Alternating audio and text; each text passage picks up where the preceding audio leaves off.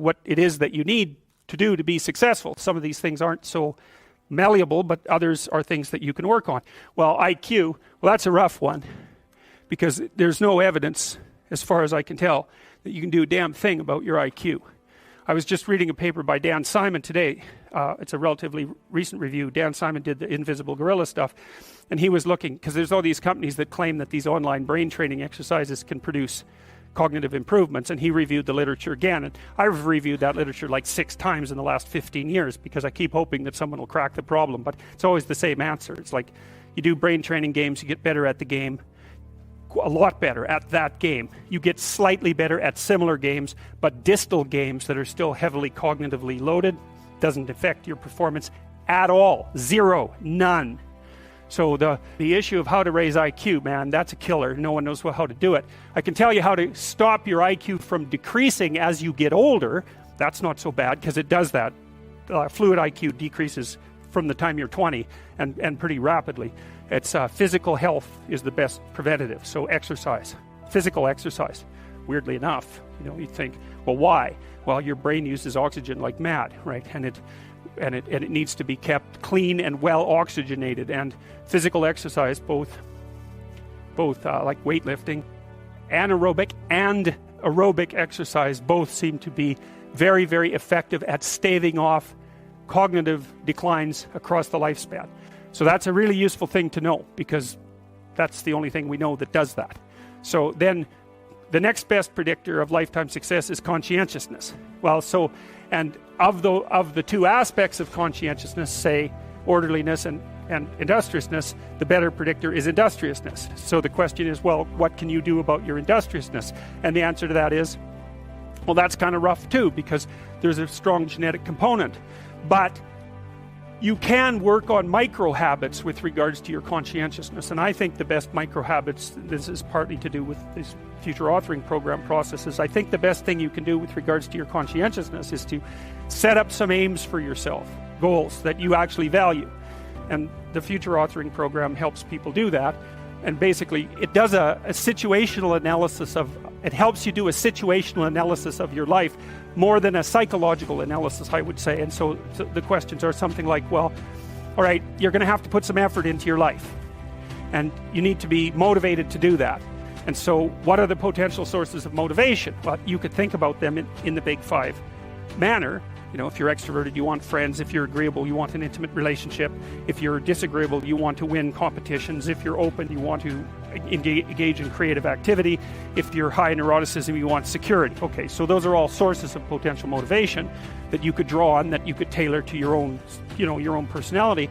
But then there are dimensions that you want to consider your life across. And so we ask people about, well, if you could have your life the way you wanted it in 3 to 5 years, if you were taking care of yourself properly, what would you want from your friendships? What would you want from your intimate relationship? How would you like to structure your family? What do you want for your career? Well, how are you going to use your time outside of your job?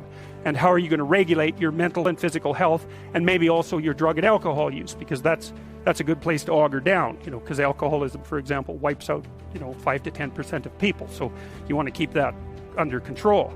And then so maybe you develop a vision of what you would like your life to be, and that associates the goal. Well, once the goal is established, and then you break down the goal into micro processes that you can implement, the micro processes become rewarding in proportion, in relation to their causal association with the goal, and that tangles in your incentive reward system. We talked about the dopaminergic incentive reward system, and that's the thing that keeps you moving forward. And the way it works is that it works better if it produces positive emotion when it can see you moving towards a valued goal. Okay, well, what's the implication of that? Better have a valued goal, because otherwise you can't get any positive motivation working out. And so the more valuable the goal, in principle, the more the micro processes associated with that goal start to take on a positive charge. And so what that means is, well, you get up in the morning and you're excited about the day, you're ready to go. And so as far as I can tell, what you do is you specify your long-term ideal. Maybe you also specify a place you want to stay the hell away from, so that you're terrified to fail as well as excited about succeeding, because that's also useful. You specify your goal. You do that in some sense as a unique individual. You want to specify goals that make you say, oh, If that could happen as a consequence of my efforts, it would clearly be worthwhile. Because the question always is, why do something? Because doing nothing is easy. You just sit there and you don't do anything. That's real easy. The question is, why would you ever do anything? And the answer to that has to be because you've determined by some means that it's worthwhile. And then the next question might be, well, where should you look for worthwhile things? And one would be, well, you could consult your own temperament. And the other would be, well, you kind of look at what it is that people accrue that's valuable across the lifespan. So you do a structural analysis of the subcomponents of human existence, and I already did that. You need a family, you need friends. Like, you don't need to have all these things, but you better have most of them.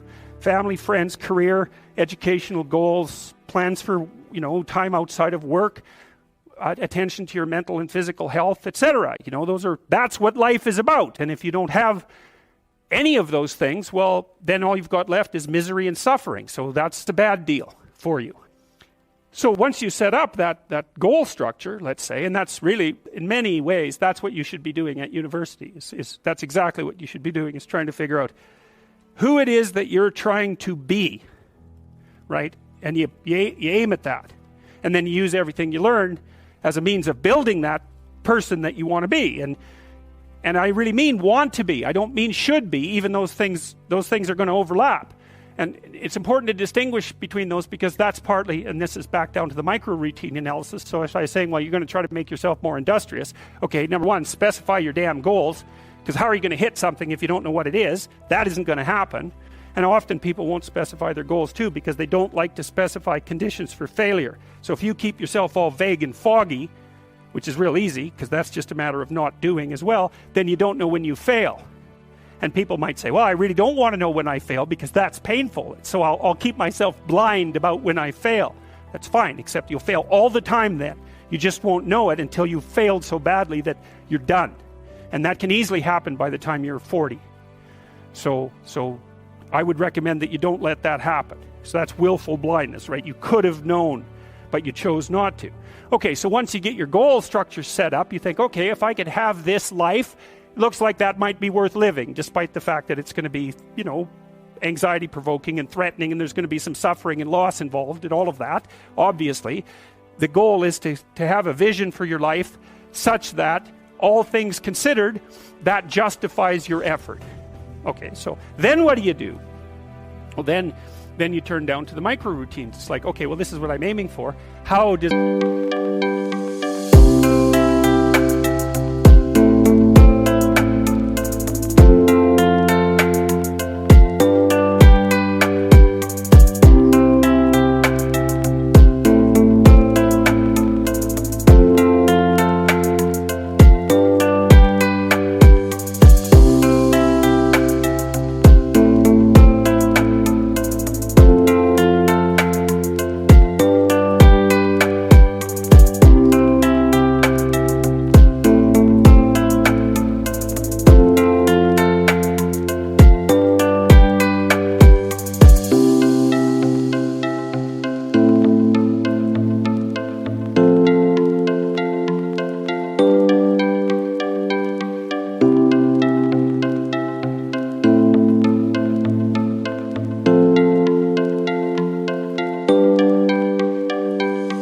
that instantiate itself day to day, week to week, month to month.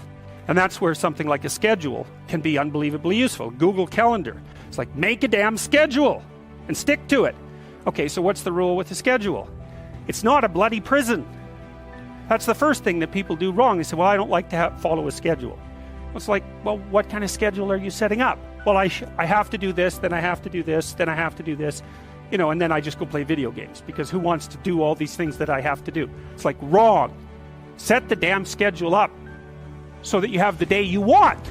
That's the trick. It's like, okay, I've got tomorrow. If I was going to set it up so it was the best possible day I could have, practically speaking, what would it look like? Well, then you schedule that. And obviously there's a bit of responsibility that's going to go along with that, because if you have any sense, one of the things that you're going to insist upon is that at the end of the day, you're not in worse shape than you were than at the beginning of the day, right? Because that's a stupid day. If you have a bunch of those in a row, you just dig yourself a hole and then you bury yourself in it. It's like, sorry, that's just not a good strategy. It's a bad strategy. So maybe 20% of your day has to be responsibility and obligation, or maybe it's more than that, depending on how far behind you are. But even that, you can ask yourself, okay, well, I've got these responsibilities. I have to schedule the damn things in. What's the right ratio of responsibility to reward? And you can ask yourself that, just like you'd negotiate with someone who is working for you. It's like, okay, you got to work tomorrow. Okay, so I want you to work tomorrow. And you might say, okay, well, what are you going to do for me that makes it likely that I'll work for you? Well, you could ask yourself that, So maybe you do an hour of responsibility and then you play a video game for 15 minutes. I don't know, whatever turns your crank, man. But, you have to negotiate with yourself and not tyrannize yourself.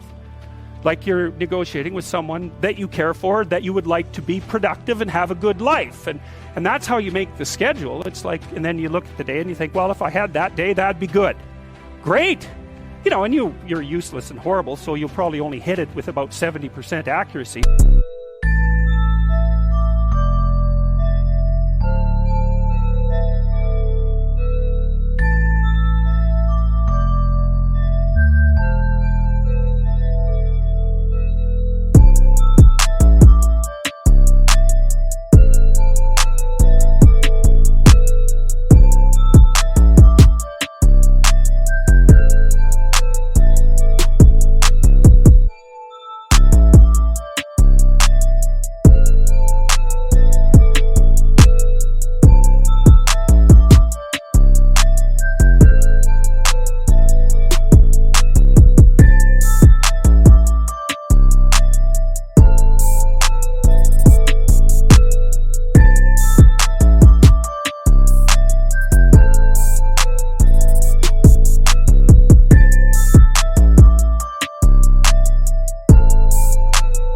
But that beats the hell out of 0, right? And if you hit it even with 50% accuracy, another rule is, well, aim for 51% the next week, or 50.5% for God's sake, or because you're going to hit that position where things start to loop back positively and spiral you upward.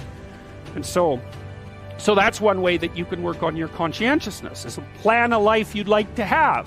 And you do that partly by referring to social norms. That's more or less rescuing your father from the belly of the whale. But the other way you do that is by having a little conversation with yourself about, as if you don't really know who you are, because you know what you're like. You won't do what you're told. You won't do what you tell yourself to do. You must have noticed that. It's like you're a bad employee and a worse boss, and both of those work, for you.